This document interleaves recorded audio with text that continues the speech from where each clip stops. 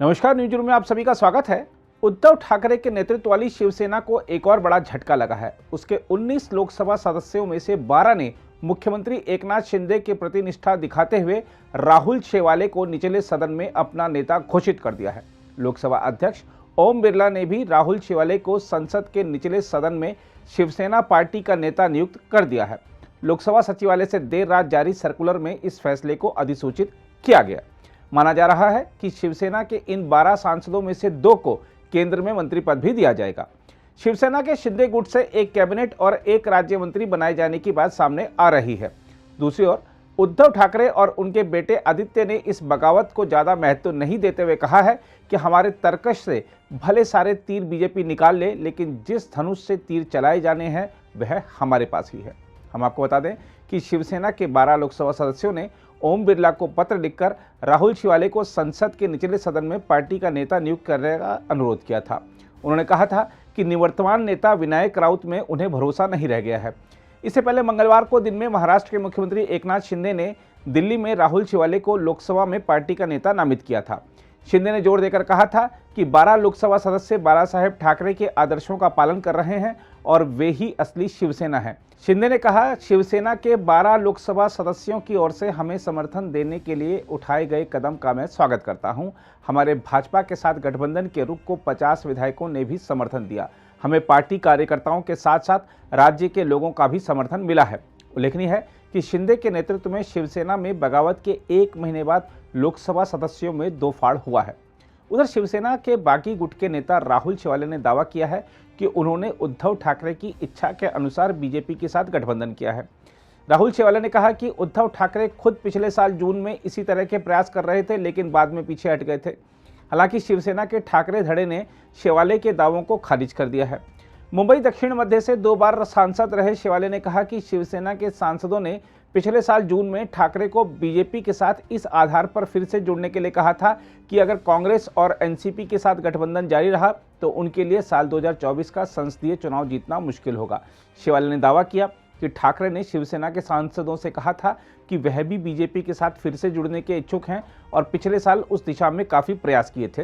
हालांकि पिछले साल जुलाई में महाराष्ट्र विधानसभा से 12 बीजेपी विधायकों को 1 साल के लिए निलंबित किए जाने के फैसले ने बीजेपी के साथ गठबंधन को बहाल करने की शिवसेना की इच्छा की ईमानदारी के बारे में बीजेपी में संदेह पैदा कर दिया था। उन्होंने कहा कि ठाकरे ने सांसदों को 3 विकल्प दिए थे: भाजपा के साथ गठबंधन, अकेले जाना और कांग्रेस तथा एनसीपी के साथ महाराष्ट्र विकास आघाड़ी गठबंधन जारी रखना। शेवाले ने दावा किया, हमने ठाकरे द्वारा सुझाए गए पहले विकल्प को ही चुना है। हालांकि शिवसेना के ठाकरे गुट ने इस दावे को खारिज कर दिया है। पार्टी की राज्यसभा सदस्य प्रियंका चतुर्वेदी ने कहा, सांसदों की बैठक में उद्धव जी के पिछले गठबंधन में वापस लौटने की कोई बात ही नहीं थी, इसलिए यह छल को सही ठहराने के लिए आक्षेप है। हम आपको बता दें कि लोकसभा में शिवसेना के 19 सदस्य हैं, जिनमें 18 महाराष्ट्र से और दादरा और नगर हवेली से 1 सांसद हैं तथा राज्यसभा में इसके 3 सदस्य हैं।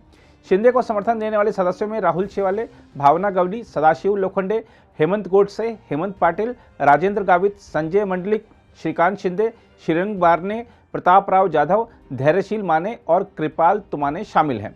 ठाकरे के साथ लोकसभा सदस्य विनायक राउत, राजन विचारे, ओमराज निम्बालकर, संजय जाधव, गजानन कीर्तिकर, अरविंद सावंत और कलाबेन डेलकर हैं। राज्यसभा सदस्य संजय राउत, अनिल देसाई और प्रियंका चतुर्वेदी ठाकरे के साथ हैं। उधर शिवसेना नेता आदित्य ठाकरे ने कहा है कि महाराष्ट्र में विद्रोही खेमे से जिस तरह की आलोचनात्मक टिप्पणियां आ रही हैं, वे पार्टी नेतृत्व और उनके परिवार के खिलाफ उनकी नफरत और ईर्ष्या को उजागर करती हैं। पत्रकारों से बातचीत करते हुए आदित्य ठाकरे ने कहा, गद्दार चले गए हैं और जिन्हें लगता है कि शिवसेना अध्यक्ष और उनके पिता उद्धव ठाकरे एक अच्छे इंसान हैं, वे अब भी पार्टी के साथ हैं। वहीं शिवसेना नेता संजय राउत ने बागियों पर निशाना साधते हुए कहा है कि उनके मन की अवस्था हम समझ सकते हैं। कानून हमारे साथ है, नियम हमारे साथ हैं, हमें देश के सर्वोच्च न्यायालय पर पूरा विश्वास है, देश का लोकतंत्र अभी मरा नहीं है।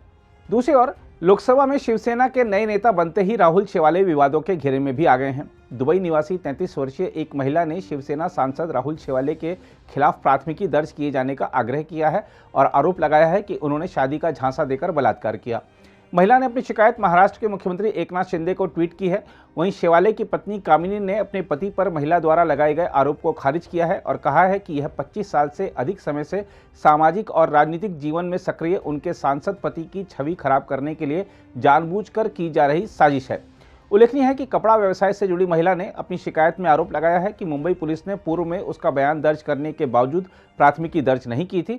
महिला ने आरोप लगाया है कि शेवाले 2020 से भावनात्मक और मानसिक रूप से उसका शोषण तथा उसके साथ बलात्कार करते रहे हैं।